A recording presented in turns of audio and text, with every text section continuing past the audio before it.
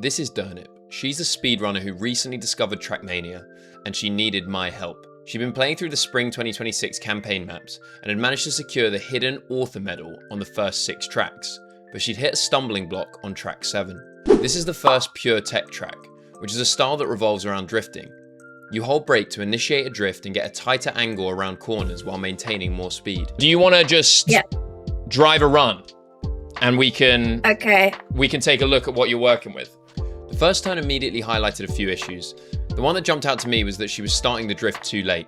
This is a classic problem that every new player faces, and it's hard to realize through trial and error. The first turn is okay, like you're getting the drift, but you're doing like a very late drift into the corner, which is losing you a little bit of speed, basically. So what you really want to be doing, well, I'll show you what the world record does is something like this. So you see how much more speed I've got coming out of that corner? Yeah.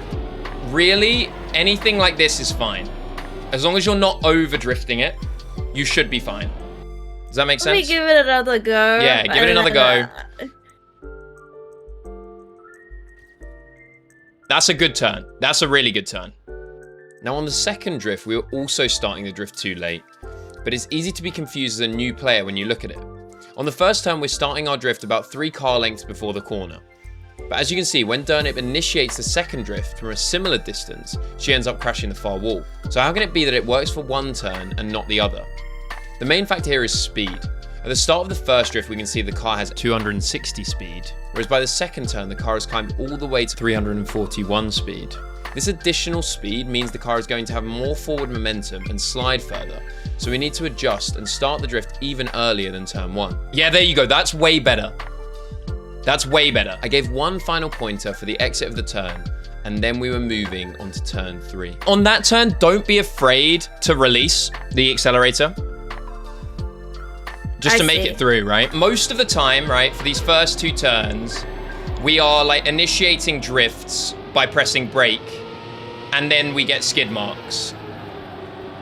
Yeah. Whereas on this one, you see how I jump and then I land into a drift?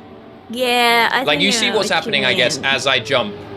I'm kind of like the wheels are jumping, so I'm landing off center. Yeah. I get it. It's getting late at this point, so we focused on practicing the first 2 drifts and then called it a night. Yeah, and then yes! That's Let's it. Try that again. Yes!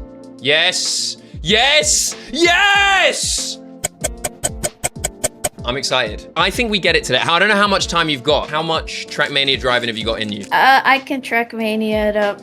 After getting back into the swing of the first 2 turns, Durnip started to have some attempts at turn 3, but was struggling to trigger the auto slide going down the hill. The important thing about this turn is that if you jump and you're steering as you land, I remember. Yeah, you get into a drift. So you want to like hold the brake as you land.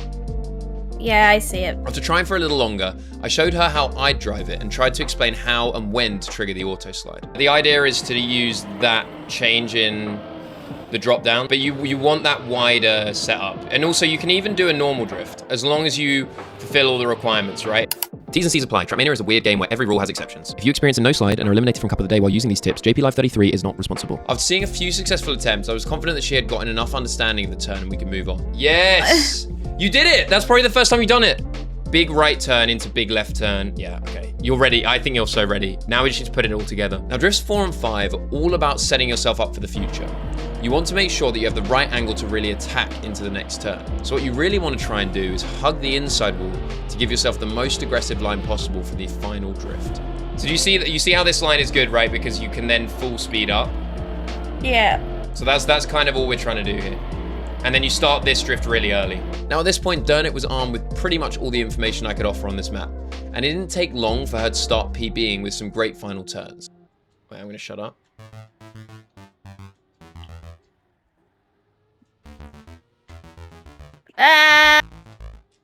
Go. How fucking close is that? 28.997? Oh my God, you're 500ths of a second away. But of course, over an hour after the last PB, it'd be a run carried by an insane first 2 turns, combined with 3 missed drifts where she stayed the course and managed to bring it home. I guess it just goes to show that sometimes you don't need to be perfect to achieve your goals.